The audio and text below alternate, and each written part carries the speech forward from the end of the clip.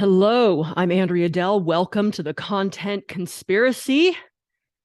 I'm conspiring to boost your impact and income and have a little fun doing it. Hence the name, the Content Conspiracy.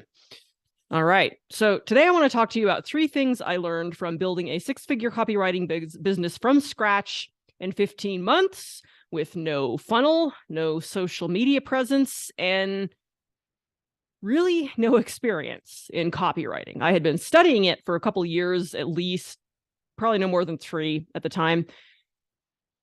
Hadn't written copy for anyone.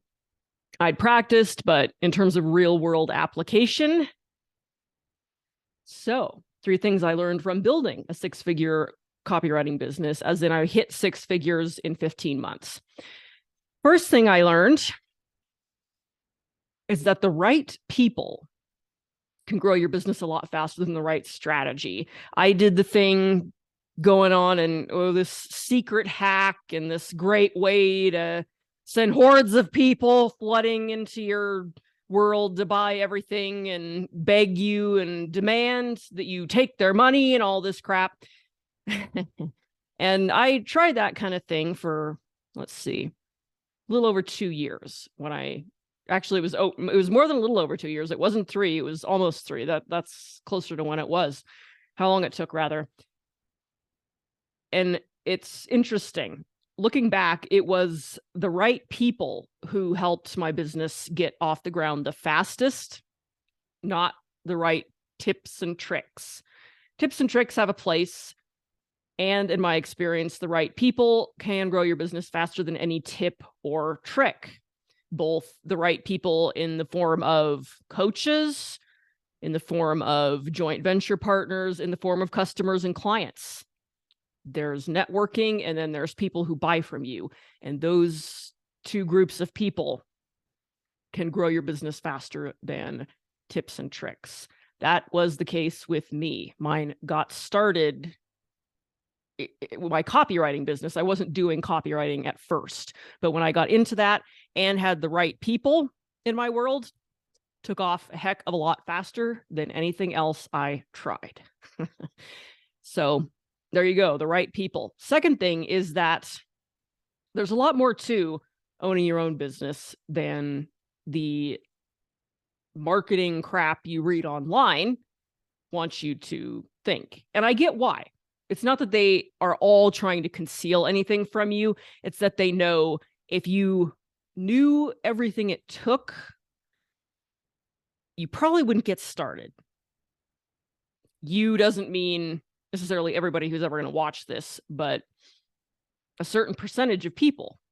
And it can feel very overwhelming. Oh my gosh, you mean I'm not just going to lie back in my hot tub and close my eyes and do absolutely nothing? And well, it's not that you can never do that, but if you think going from zero, from no business to relaxing in your hot tub is enough to grow and sustain a business. It's not just the growth, it's the sustaining, kind of like weight, right? You can do a lot of things to get the weight off, but sustaining the weight loss, so that you, in other words, maintaining it, that's another story. Can be the same thing with business. Can be. I don't know if it's quite that.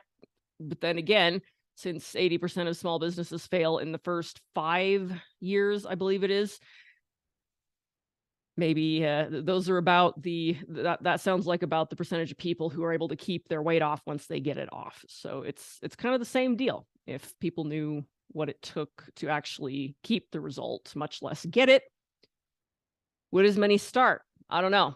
And maybe that would be for the best. Maybe it would save you a lot of time and money. I'm not sure.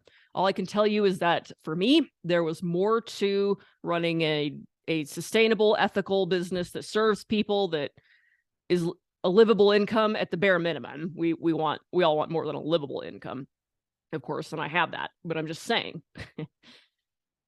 There can be more to it. And I experienced some unpleasant surprises through my journey, and there may be more in my future. So the question that helps me when these things come along, and I've been doing this for, how long has it been now? I think this is my 6th year at the time of this video.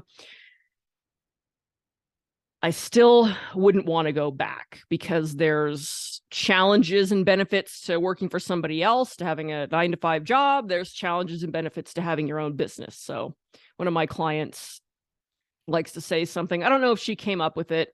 Her name's Christy. I don't know if she came up with it or heard it somewhere and repeats it, and I don't really care. It's pick your hard, right? I've heard that in multiple places. She's the first person who really drilled it in.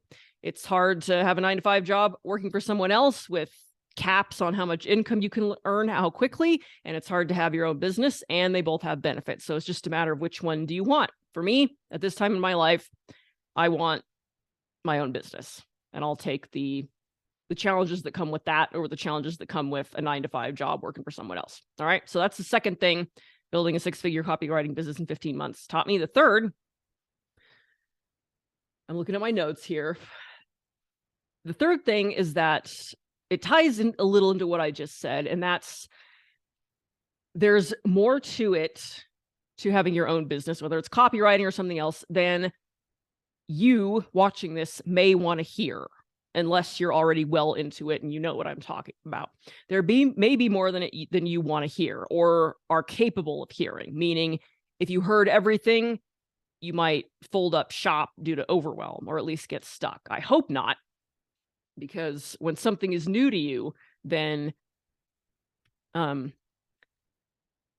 there's an element of overwhelm. My cat is wandering around chiming in. Shush. It's a little fun here for the recording. So there may be more than you want to hear. Kind of like with weight loss, right? Oh, I just want the magic pill, the powder. What? You mean I have to manage my eating? I can't eat like a horse and lose weight. I cannot outtrain my fork, which I have tried to do, and it does not work. My diet has to be on point for me to lose fat, whether I'm overweight or not. Okay. Same thing with a business. There are certain elements that you've got to have in place. And in my opinion, your time is better spent getting those unsexy elements in place and then reaping the rewards from that, versus leaping around to the next shiny object you think is going to be a shortcut, an unreasonable shortcut. There are shortcuts that can save you from falling in potholes, but there are also shortcuts that really aren't that much of a shortcut. It kind of depends. There's context here. Okay.